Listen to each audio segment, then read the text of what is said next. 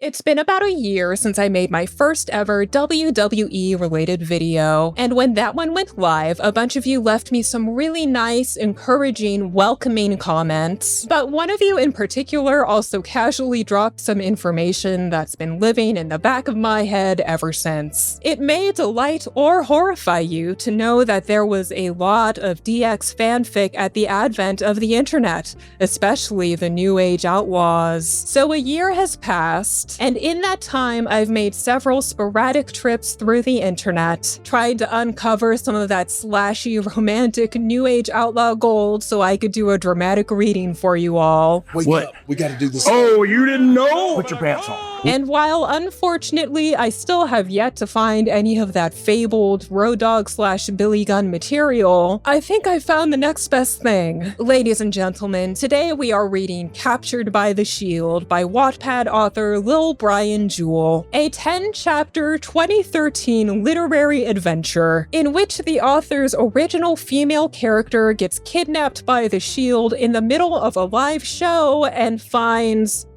true love? This story comes straight from that strange mid-2010s era where teenage girls were apparently writing so many fanfics about getting kidnapped by their favorite celebrity men. I learned about this trend through Jenny Nicholson's video about One Direction / The Purge fanfiction. If you haven't seen that one yet, please do so after you watch this video. It's an all-time YouTube classic as far as I'm concerned. And the Shield as characters were perfectly timed and engineered for this kidnapping trend.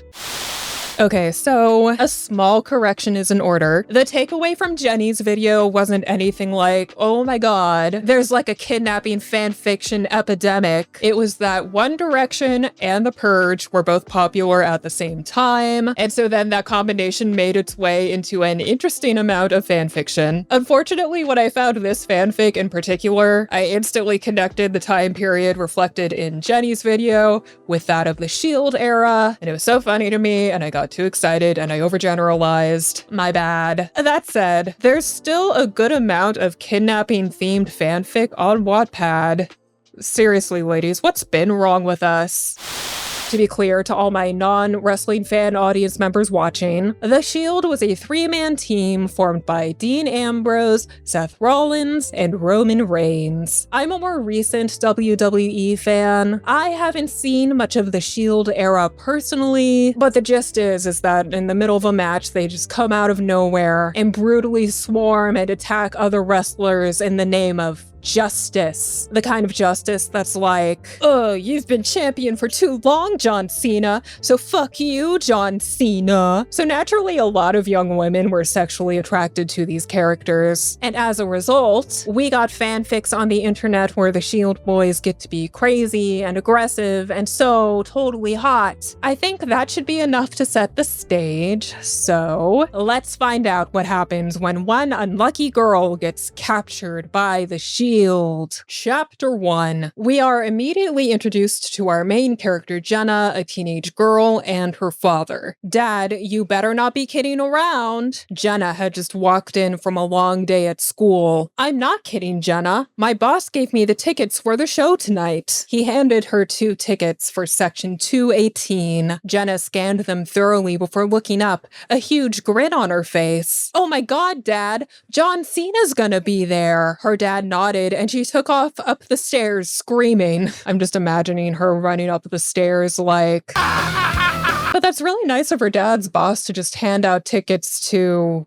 I mean, they don't specify what show it is, but I'm assuming it's an episode of Raw. So Jenna and Dad go to the stadium. Dad buys sodas from the concession stand, and Jenna buys a black John Cena t-shirt that says "Hustle, Loyalty, Respect," which costs her $38.50. That's a great sign when a story takes time to give us irrelevant details like that. The two of them get in their seats at 7 p.m., which are at the end of an aisle. The show kicks off. Jenna screams her head off for Cody Rhodes and Randy Orton Orton and the Bella Twins and so on. Then it's time for the main event, which seems to be a 3-on-3 tag team match. The first tag team consists of John Cena plus Team Hell No, which is Kane and Daniel Bryan, so it's the three of those guys combined. And then the next team is, of course, The Shield. Dean Ambrose, Seth Rollins, Roman Reigns. Jenna likes both of these teams, so she's a little conflicted on who she wants to win, but I don't think that's gonna matter for much longer. As The Shield made their way down to the ring, they stopped in their tracks. One member of the group, Dean Ambrose, held a microphone in his hand and the crowd booed. "We don't care if you boo us," he hissed. He handed the microphone to Seth Rollins. "Sorry to disappoint you people, but we won't be competing tonight." Is that my Seth Rollins voice? I guess that's my Seth Rollins voice. "We're not gonna compete until we get what we rightfully deserve, and that's a title shot." John Cena quickly grabbed the microphone from Edge. "You want title shots?" he repeated. The Shield nodded in agreement. "Well, why don't you get in the ring and beat us? Then maybe,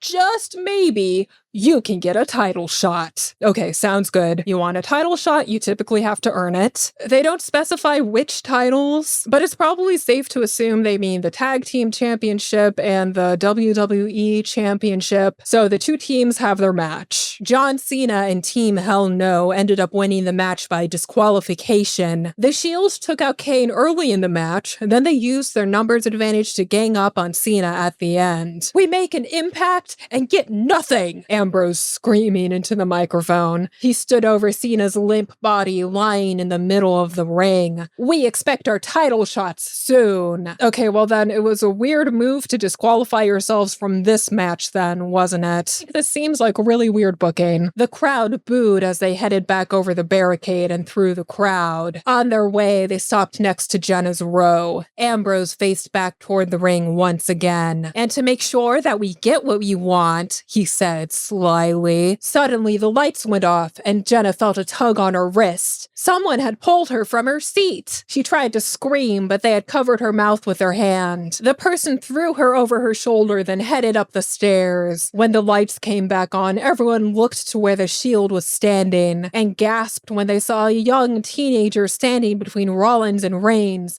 both of them holding her arms. Jenna had been captured by the Shield. Her dad looked up in shock as his daughter stood there, scared and frightened. "This girl is gonna stay with us until we get what we want, no matter how long it takes." Reigns threw her back over his shoulder as Jenna mumbled under Seth's hand on her mouth. Their music hit again and they walked behind a curtain. Jenna's dad went running up the stairs after them. He tore through the curtains, frantically looking both ways down the hallway.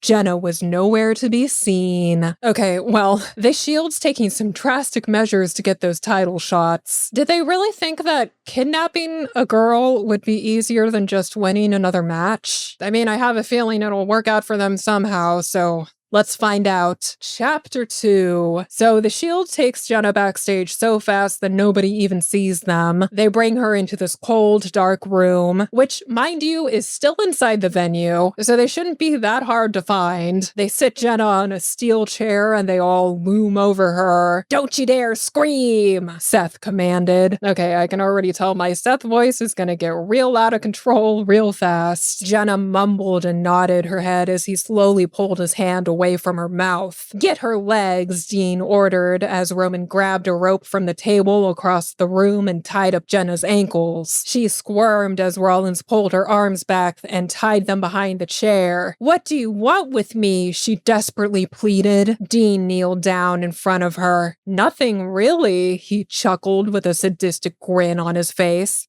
"We just want what's rightfully ours." "Oh, what do you mean by that, Dean?" She looked up at them and quickly lit up. "Why me?" she ordered. "Why did you take me and not some other fan?" They looked at each other with grins on their faces. "Just the wrong place at the wrong time, baby," Dean replied, looking up at her. He gently pushed a piece of her shiny brown hair behind her ear. "Besides, I like my girls busty and brunette. Whoa, let's slap that famous Dean Ambrose catchphrase on some merchandise, why don't we? It'll look great on some of those fancy mouse pads. Jenna dropped her face to face the fuzzy, deep green carpet. She looked up as she held back her tears. Can you do just one thing for me? What? Roman answered in his deep, raspy voice. Please don't hurt me. They looked at each other and laughed like a pack of wild hyenas. Oh, we're not gonna hurt you, he confessed, running his finger through her long, wispy hair. We're just gonna keep you here until we get what we want. Let's go. He started toward the door, stopping in front of the flat screen TV in the room. Why don't you be a good girl and stay here and watch the rest of the show? Wait, so the show's still going? I thought they were the main event. Besides, the venue's an active crime scene, so why would the show keep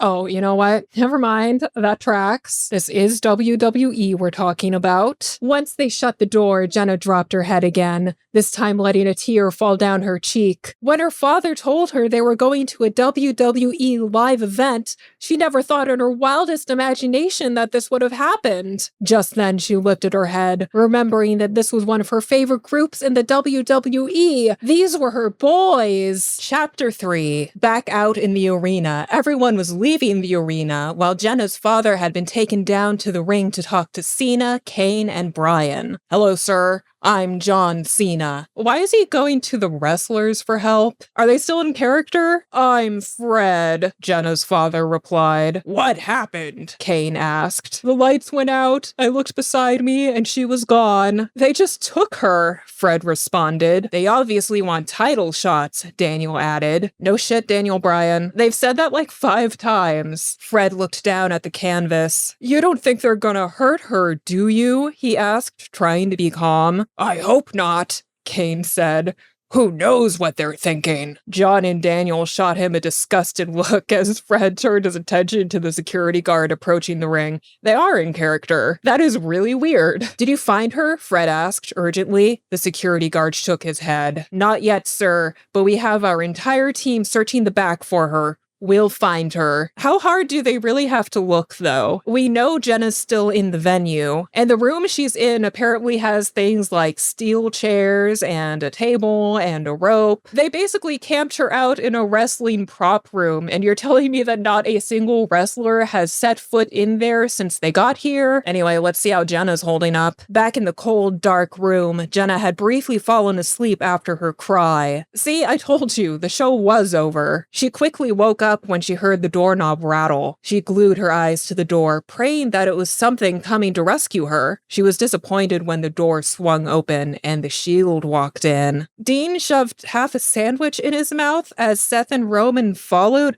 These guys went out and got sandwiches? When people are out there looking for them? Whatever. They give Jenna a sandwich because they're not all bad, you know. So, what's your name anyways? Roman asked, not really concerned. She wiped the breadcrumbs from her mouth. Jenna, she answered, looking down into her lap. How old are you? Seth added. She looked back up at them, scanning each pair of eyes. 18, she mumbled quietly. Dean quickly sat up in his spot. 18, huh? He asked, a grin taking over his face. He got up and walked over to where Jenna was sitting with one leg crossed over the other. He circled around her like a vulture circles his kill. He bent down behind her, whispering in her ear, just how I like 'em. Young and feisty. Dean, cool it, okay? Oh my god, the second she says she's 18, it just activates the freak within him. I'm gonna get more food, Seth said. So Seth leaves. The other two start showing Jenna their sweeter sides. They get her to open up about being such a huge Cena fan, but she makes sure to tell them that she loves them just as much. Just then, Seth rushed back into the room. We better get out of here. They're looking for us everywhere, he exclaimed. Yeah, they've been looking for you guys. They just suck at it. You almost bought 2 sandwiches right under their noses. Jenna looked at them concerned. What are you gonna do with me? The Shield looked at each other before turning back to face her. I guess you're coming with us, Dean answered before Roman threw her back over his shoulder. Seth's gloved hand covering her mouth once again. If you just cooperate and do what we tell you, nothing bad will happen to you, and we'll let you go safe and sound. Got it, Dean explained to her sadistically. Jenna nodded her head in agreement, shocked at how quickly their moods had changed. One minute they were cold-hearted kidnappers, and the next they were nice, sweet guys. So of course, they all managed to rush this girl out of the venue without being seen by anybody. They jump into this black van in the arena's loading dock, throw Jenna in the back seat, and then they peel out of there. Chapter 4. To help search for the young teenager, the police had been called and they were just arriving at the arena. They were just arriving right now? What happened? The officer asked, walking up to Fred. Fred explained exactly what happened that evening. Could you please give me a description of your daughter? He asked, pulling the notepad and pen out of his pants pocket. Sometimes it's hard to tell who's talking in this fan fiction. I'm certain that was the police officer, though. Yes. She's tall, average weight with brown hair and dark brown eyes, Fred responded. What was she wearing? The officer continued. She was wearing a black woman's hustle, loyalty, respect John Cena t-shirt she bought at the beginning of the show. Yeah, that'll narrow it down at a WWE show. Is there any reason why would have taken your daughter? Well, officer, Dean Ambrose famously likes them busty and brunette. Just then, John and Daniel came running out from the backstage area, out of breath. I think we found something, Daniel hollered down the hallway. John handed a small handwritten note to Fred. What does it say? The officer asked. Fred lifted his head from the note to face them. They're taking her to Raw, he started. And they won't let her go until they get what they want. Where is Raw next week? He turned to Cena. Toronto, he stuttered. Did these grown-ass men really need a Blue's Clue to help them figure out that the Shield was just headed to the next episode of Raw? John Cena, you work here. Y'all have the same schedule. What do they want? The officer asked worriedly. They want these. Cena held out his title belt, the WWE Championship. They want title shots, he added. Fred stopped suddenly and faced John. Why don't you just give them what they want then, he hissed. It's not our decision, he retorted. That is actually so funny, because the Shield wants title shots in exchange for this teenage girl's life, but I guess since Vince McMahon isn't a character in the story to formally book anything, we all just have to be victims to the whims of the kidnappers. Fortunately, Fred takes matters into his own hands. Just then, Fred came up with a plan. I'm going to Toronto, he called out. Great plan, Fred. Where would we be without you? We cut back to the Shield and Jenna, and they're in that van still driving to the airport. Why can't you just let me go? She pleaded. I already told you, babe. We're not letting you go until we get what we want, Dean teased. What is it you want, then? We want title shots, Roman answered, looking back into the rearview mirror. Then why don't you just earn them like everyone else? She admitted. That's what I'm saying. Thank you, Jenna. Dean spun around in his seat again. Listen, dollface, you do as we say, and you'll be home with Daddy in no time. We don't listen to anyone, and we certainly don't play by anyone's rules. They make it to the airport, and we get an entire paragraph where they buy plane tickets. No step of the process goes unmentioned, no matter how small, which only adds to my feeling that this kidnapping feels way too casual and protected by kayfabe. Anyway, the plane takes them all to Toronto. We get another long paragraph detailing them taking a taxi, then booking a hotel room, then taking the elevator to their floor, then getting off the elevator, then Roman putting the room key in the lock. I'm serious. We have to know every single thing that happens to these guys when they travel. They finally get into the room, and we learn they've booked a 2-bedroom suite with a pull-out couch. Dean and Roman take the 2 bedrooms, and then Seth takes the couch, so where's Jenna gonna sleep? She stood by the coffee table, looking over at the Shield. And where am I supposed to sleep? She asked, yawning as she put a hand on her hip. They all turned to face her. Well, Dean started, you can either sleep on the floor. He walked up behind her, putting his thumbs in the belt loops of her home-cut jean shorts. Or you can sleep in my room, he whispered in her ear. I'd rather take the floor, she hissed back at him. He chuckled and pulled her hips tight against him. Like I said before, all you have to do is All you have to do is cooperate, he reminded her, jokingly. I don't think he's joking. So Dean leads her into his room. She sits on his bed for a second, and Dean notices that she's being like weirdly chill about the situation all of a sudden. He tilted his head slightly, staring into her dark eyes. What? She asked once she noticed her was looking at her. Nothing. I was just expecting you to be more... He started. What? You were expecting me to be, what, scared? She cut him off. He gently cupped her cheek in his soft hand. Yeah, he nodded, chuckling softly. Jenna took his hand in hers. I'm not scared of you. I think you should be a little. She grabbed a pile of blankets off the bench in front of the windowsill. Dean threw a pillow down to her as she quietly made a flop on the floor and fell asleep. I hope somebody's gonna clean that up. Also, I wonder what the comments section looks like. Let's see. Why do they think it's a good idea to do this? I mean, yeah, you guys might get title opportunities, but you would have to give them up because you're going to jail for kidnapping. I thought she had blue eyes. I would rather share a room with Roman. Oh my god, guys, they are gonna find her so quick. I'm sure there are only about 160 women with brown hair and brown eyes with a John Cena shirt and average weight. Chapter 5. The next morning, Fred woke up bright and early. He packed up a bunch of clothes in the giant blue suitcase Jenna had bought for him for Father's Day a few years prior, just before he was heading off for one of his big conferences. After making himself a nice breakfast, eggs, sausages, and hash browns, the breakfast Jenna and him usually shared together,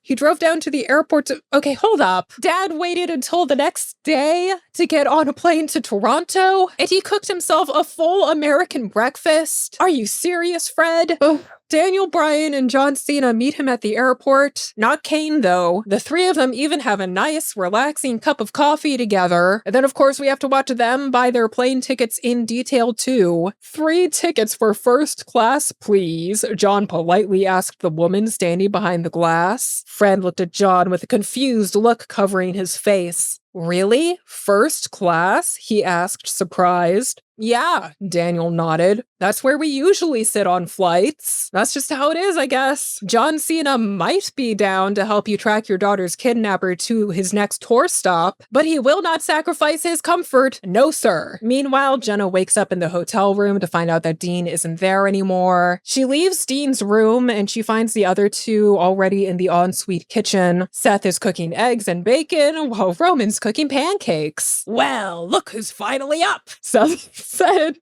in his adorable morning voice. Jenna giggled lightly as she took a seat on one of the stools in front of the counter. Jenna's already being all giggly and smiley around her kidnappers, which tells me that she's got no sense of self-preservation, and I just know she inherited that fatal flaw from Fred, you know? Just then, the hotel suite door swung open and Dean walked in. Look who's awake, he jokingly mentioned as he passed Jenna, making her grin. He walked up behind Jenna, wrapping his arms loosely around her waist. She didn't move, not wanting him to go off on her. Okay, girl, if you think he might literally explode if you don't let him touch you for just 5 seconds, that doesn't bode well. Will you leave the poor girl alone already? Seth joked. We've already taken her from her hometown. I'm sure she doesn't want to be hit on by a loser like you. Dean chuckled at Seth's witty comment, walked around the counter and nudged Seth on the shoulder. Ha ha ha. We're a menace to women everywhere, aren't we, buddy? Sure are, pal. Sure are. So after breakfast, they check out of the hotel, and then they realize that they don't have anywhere to go, so they're like, let's just go to the arena for now, which is confusing because if they had Raw yesterday, then doesn't that mean today is Tuesday? So are they just gonna sit in the arena for a week doing nothing? Oh no, apparently Raw is on tonight. Okay, well, welcome to Tuesday Night Raw, everybody. So they all go into the venue. They all rush inside and find another little room of requirement to camp out in where nobody could possibly find them. This one has a TV and couches in it, and they put Jenna on a couch. Dean put a hand on her knee. So, you know what you're supposed to do, right? What? She looked confused. Roman sighed as Seth explained to her, You do exactly what we say tonight. It will take you back home. You'll take me home? She repeated.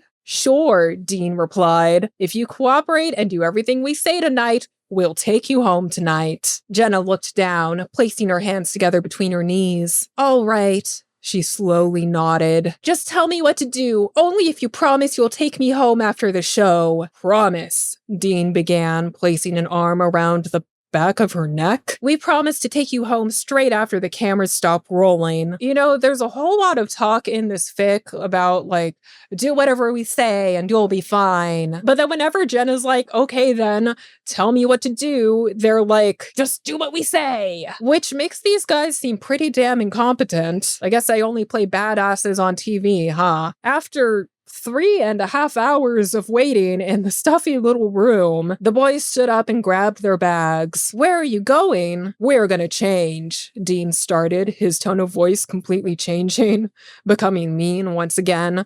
And just to make sure you don't wander off. Wait, where are they going to change? Because if they go in the locker room, then all their coworkers are definitely going to see them, which again would be the opposite of discreet. If it's to avoid making Jenna uncomfortable, then fine, but like, why start now, you know? Because it's not like y'all cared about her boundaries when you were kidnapping her and aggressively flirting with her. So Roman handcuffs Jenna and they tie her to a steel chair and then they tie her ankles with a rope. And then they're like, stay here till we come back. Haha. While alone, Jenna got tired of sitting in complete and utter silence. She looked at the door, realizing she would be alone for a while. She started to silently hum John Cena's theme song. How do you silently hum anything? She started to silently hum John Cena's theme song, and halfway into the song, she was at a full-blown hum. After changing into their vests and pants, the Shield returned to the room, and Jenna was still humming, not realizing they'd returned. She looked up embarrassed as they stood facing her, arms crossed. Really? Really? Seth asked sarcastically. You couldn't think of anything better to hum? He teased her. Jenna giggled as Roman walked in with a giant video camera on a tripod. What is that for? She asked, a little taken back. It's for later tonight, Dean said jokingly. Yeah, see, these guys love creeping her out every chance they get. Roman finished setting up the video camera right in front of Jenna. Why is it pointed at me? She asked hesitantly. You'll see, Seth added onto the teasing. Jenna looked up at them as they laughed like a pack of hyenas. So the show gets underway, and then during the show, the Shield's theme song goes off, so everyone in the audience thinks they're about to walk down into the ring, but they don't. They actually pop up on the Titantron. Hey, Cena, Ambrose called through the camera. We're up here, Cena. The superstars in the ring turned to face the Titantron. Have you been looking for us? Seth asked sadistically. Do we have something that belongs to you? They moved the camera to show Jenna, who sat in the steel chair with her hands cuffed behind her back and her ankles tied together. Fred immediately stood up when his daughter came on the screen. Everyone in the audience gasped at the sight. Like we said, we want what's rightfully ours, Dean began again. And what we want is a title shot. He walked around behind Jenna, running a hand through her long brown hair. And if we don't get what we want, he looked into Jenna's eyes. You don't get her. He looked into Jenna's eyes when he...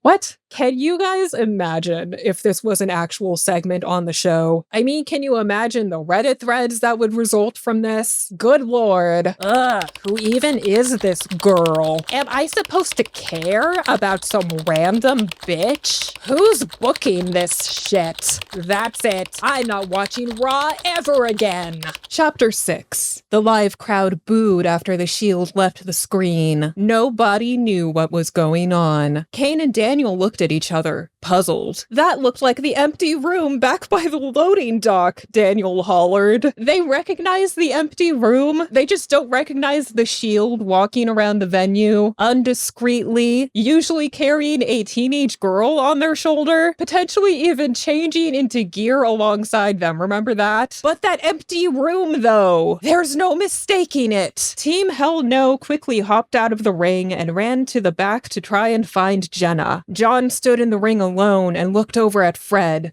who sat with his head down on the barricade, tears filling his eyes. Meanwhile, the Shield is already packing up to get the fuck out of here. Let's go, babe, Dean hollered, pulling Jenna up by her arm. Ow, Jenna screamed, holding her arm. Oh, I'm sorry, he teased, pushing his hips into front, wrapping his arm around her waist. Did that hurt? He smiled sadistically. Let's keep it moving, Dean. We don't have time for your weirdo shit. Let's go, Seth demanded. Dean picked up the duffel bag while Roman threw Jenna over his shoulder. You know I can walk on my own, right? She hissed to Roman as she was once again stuffed into the back of a very familiar, mysterious black van. Oh, I know, he replied with his deep, raspy-toned voice as he climbed behind the wheel. I just like holding you over my shoulder like my little bitch. Roman, just shut up and work on your promos or something. You are a sniveling little suck-up sellout full of suffering succotash, son! You'll thank me later. So Daniel Bryan and Kane rejoined Cena and Fred in the arena. Obviously, they didn't catch the Shield in time. Don't worry, we'll find her, John reassured him, putting a hand on Fred's shoulder. How much further is this gonna go? He pleaded. How much longer will they hold her hostage?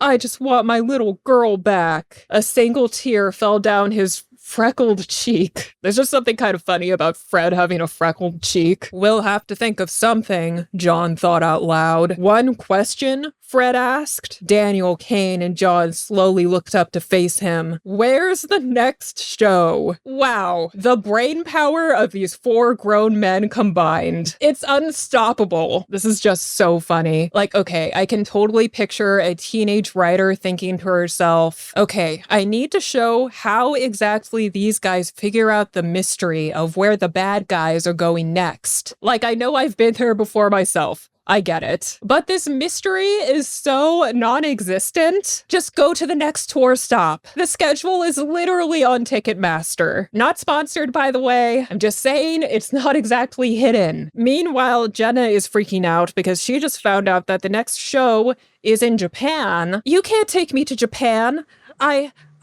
She stuttered. It doesn't matter what you want. You're coming to Japan, Roman explained, looking into the rearview mirror at her. Seth chuckled beside her in the back.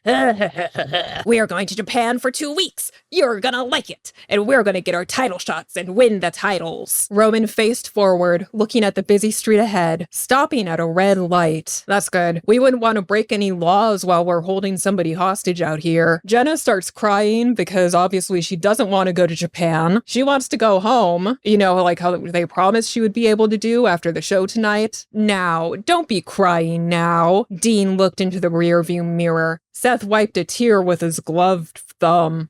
Ugh, cheer up. Things could be worse, Roman continued. You could be held for ransom and being taken across the country by a group of vicious superstars. They all chuckled as Jenna turned to face the back of the van. She cried silently as they laughed like a pack of wild hyenas. That's so funny. You know what would be even worse than worse, though? If these vicious superstars were only doing this because they wanted title shots, and they were too dumb to not fuck up their own qualifying matches for themselves. Oh, man. Anyway, they all go back to the airport. Chapter 7. I'm barely gonna read anything from this chapter because it's literally 95% just details about Jenna and the Shield traveling to Japan. They go back to the Toronto airport. The ticket booth lady recognizes them from yesterday, so again, they're really bad at being on the run. They board the plane. Roman and Seth sit next to each other, and Dean and Jenna sit next to each other. Dean tells Jenna she can sleep on his shoulder if she wants, but she's like, no. They land in Tokyo. They hail a cab. They put their bags in the trunk.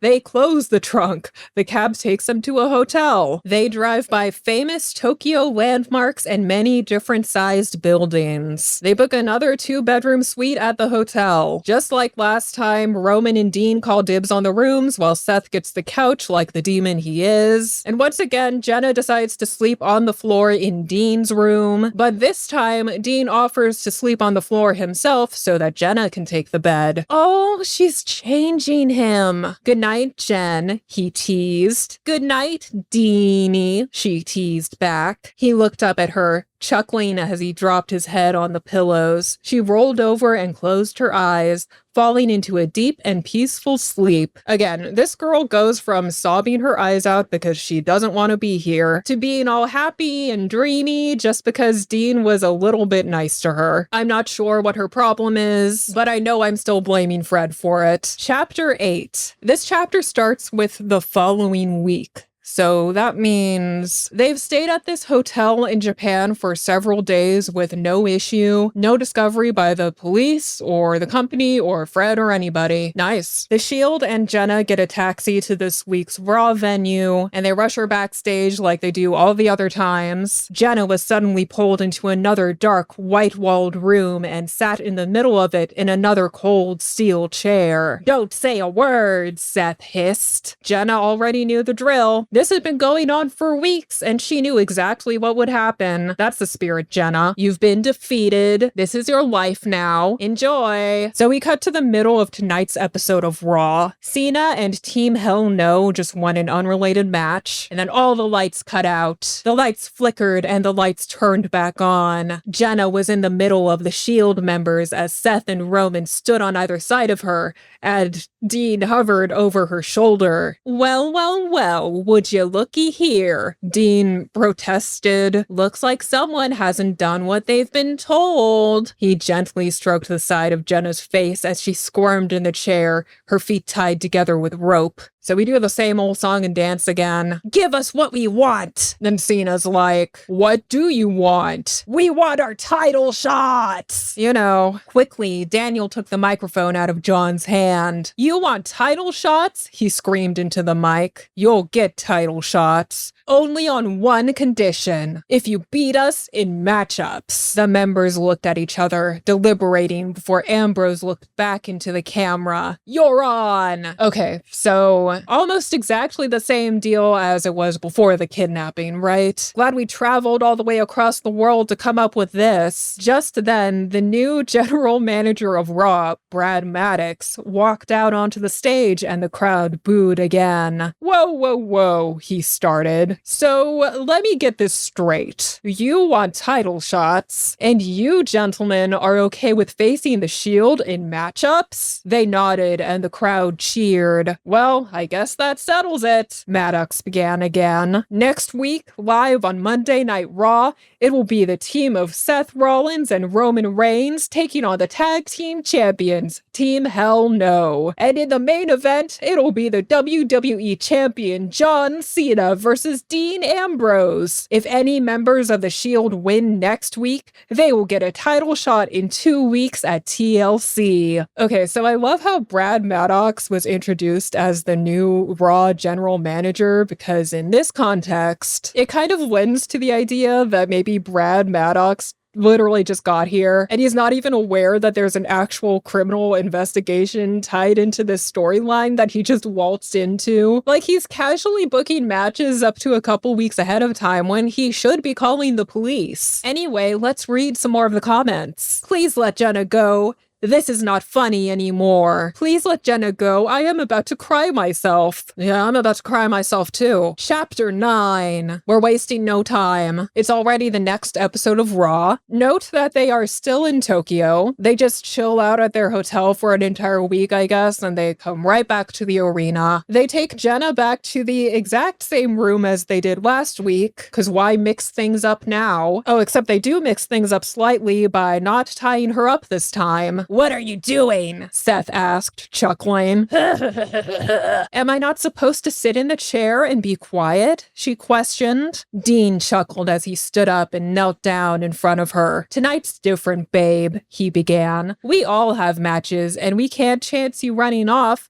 or someone snooping around and finding you. So you're coming out with us," Roman finished in his low, bellowing voice. So at the show, we have Seth and Roman versus Daniel Bryan and Kane, and Seth and Roman come out of that victorious. Good for them. Finally got that title shot. Later, Jenna and Dean get ready to walk out for the main event. Dean Ambrose versus John Cena. Jenna stood next to Dean, just a black curtain separating them from thousands of fans. "You nervous?" Dean nudged her shoulder with his. "A little," she said, trying not to giggle. "That's okay. Just do exactly what I told you, and don't do anything to mess me up. She sighed sarcastically as his music hit and the crowd began to boo. Showtime! We get a detailed description of Dean leading Jenna down to the ring. Dean's like wrapping his arm around Jenna's waist, pulling her close, all protective and dangerous. Then Jenna gets out of the ring so the match can start. Dean began to walk toward John. Remember, all you have to do is lose this match, and maybe, just maybe, you'll get her back. This is actually a really funny position to put John Cena in. Like, imagine there's an actual hostage situation happening that requires Cena to lose a match in exchange for a young girl's life. And Cena's just like, look, I get it, but this is my championship belt we're talking about. Like, not a great look for the company's biggest Make-A-Wish guy, is it? Also, where's Fred at? Because it was heavily implied earlier that he would follow them to Japan. Since he asked where they were going, oh well. Dean and Cena fight. Cena accidentally knocks out the referee by lifting up Dean and hitting the ref in the head with Dean's legs. Then Cena tries to pin Dean, but obviously there's no ref, so it doesn't count. At that moment, Seth and Roman come running down to the ring. They attack Cena while the ref is still out cold to weaken him up, and Dean covers Cena just as the ref wakes up, and Dean wins, much to the crowd's displeasure. There you have it, folks, Michael Cole began. In 2 weeks, we'll have the team of Seth Rollins and Roman Reigns taking on the tag team champions, Team Hell No. And we'll see Dean Ambrose take on John Cena for the WWE Championship. That's it for Raw. Good night. Back in their small house in Canada, Jenna's father had just seen everything that unfolded on Raw. He quickly ran to the phone and dialed Daniel Bryan's number. "Daniel, it's Fred," he began. "Where is the next show? I'm sorry. What? Fred is still in freaking Canada? He's still there just cooking himself breakfast and watching fucking Raw? Are you serious, Fred? If my daughter was kidnapped to a foreign country by Seth Rollins, I would lose my goddamn mind. Also, Fred, how do you still not know where the next show's gonna be? Just look at Ticketmaster once. I'm begging you. I hope Cena books you another first-class flight, you fucking deadbeat." Chapter 10. The next week on Raw, John, Daniel, and Kane flew Fred up Canada to find Jenna. He sat in the front row and patiently waited for the Shield to come out, hopefully bringing his daughter with them, but they never did. So I guess we're back in Canada. Interesting tour. Canada, then Japan for like 3 weeks.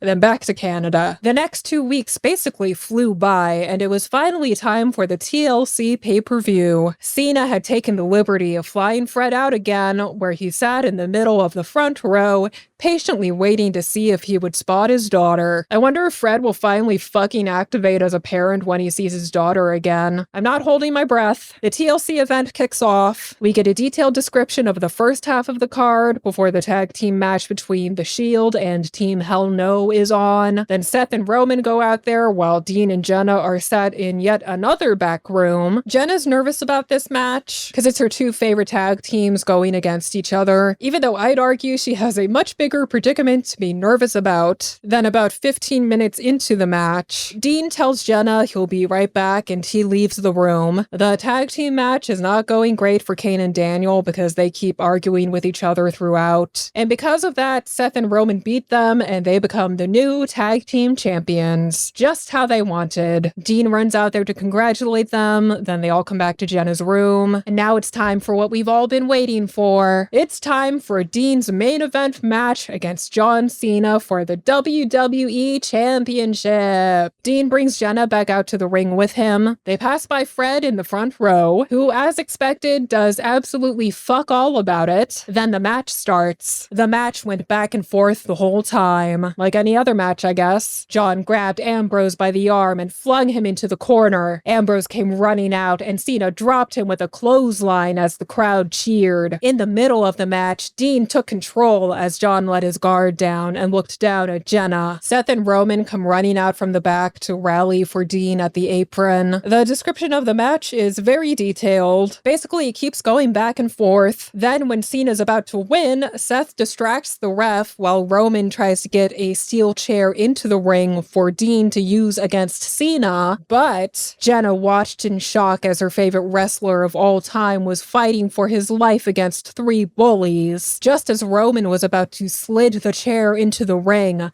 Jenna ran over and snatched it from his grasp. The crowd cheered as she stood next to the ring, holding the steel chair as if ready to strike him right in front of Dean. Fred stood up and clapped loudly at his daughter's bravery. Glad you're having a good time, Fred. At the end of a hostage situation, isn't that all that matters? Rollins got back to his feet and climbed up beside Reigns, both of them in shock. Jenna lowered the steel chair as they backed away and smirked. She slowly spun around to see the referee checking on a stirring John Cena in the middle of the ring. Cena finally made it back to his feet as Rollins and Reigns ran to the other side of the ring and once again distracted the referee. Dean smiled down at Jenna and winked. She smiled back as she handed him the steel chair and the crowd booed. Fred slowly sat back down in his seat in complete shock as Ambrose smacked Cena over the head with the steel chair. He tossed it out of the ring and covered John. Oh shit, never mind then. So Dean wins the match and the championship. The crowd boos at him. There's a lot of pyro and confetti going off. Just the pyro noise. Jenna gets in the ring with the boys and celebrates with them. The whole room is shocked. She smirked as he met her in the middle of the ring, breathing heavily. He gently pushed a piece of her wavy brunette hair behind her ear as she stood, feet crossed. Feet crossed? He smiled back at her as she looked around at the crowd. They booed as she looked back at Dean and gently bit her bottom lip. He placed a finger under her chin and another behind her head and pulled her in for a passionate kiss. The crowd went insane as they pulled away, and Seth handed him the title again. Jenna grabbed his hand and raised it up in the air once again. They climbed out of the ring and headed up the ramp toward the backstage area as Fred sat in his chair, completely heartbroken. "Wow," Michael Cole said on commentary. "I can't believe it." "I know," Jerry replied. The camera zoomed in on Cole's face. She was working with the Shield the whole time. Did this teenage girl's fanfiction just work me? Guys, I need a minute. Okay, no, I'm still confused. When did Jenna start working with the Shield? Like, sure, she had fun with them sometimes, but she spent a lot more time crying and begging to go home now, didn't she? There wasn't a single scene that showed Jenna conspiring with the Shield, or any part where Dean romanced her or manipulated her into becoming one of them. This narrative just doesn't make any sense. I think I was being pretty charitable during this whole experience. I swear to you guys, I tried so hard to play along with this. I kept my eyes peeled for any shred of logic. I kept my mind so open, and this fanfic still rused me somehow. And now I just feel like the world's biggest dumbass, which is what I mean, to be fair, this is exactly how I feel sometimes when I watch WWE these days too. So does that mean that this is actually the best fanfiction ever? Huh. I guess I have no choice but to give Captured by the Shield an A+. Thank you all so much for joining me today on this literary adventure. If you got this far and you enjoy WWE content and Degrassi content and things like that, and you still haven't subscribed yet, I strongly suggest you do so you can get notified about all the other fun videos I got coming out this year. But that's enough from me for today. Remember to tune in to Tuesday Night Raw, and I'll see you next time.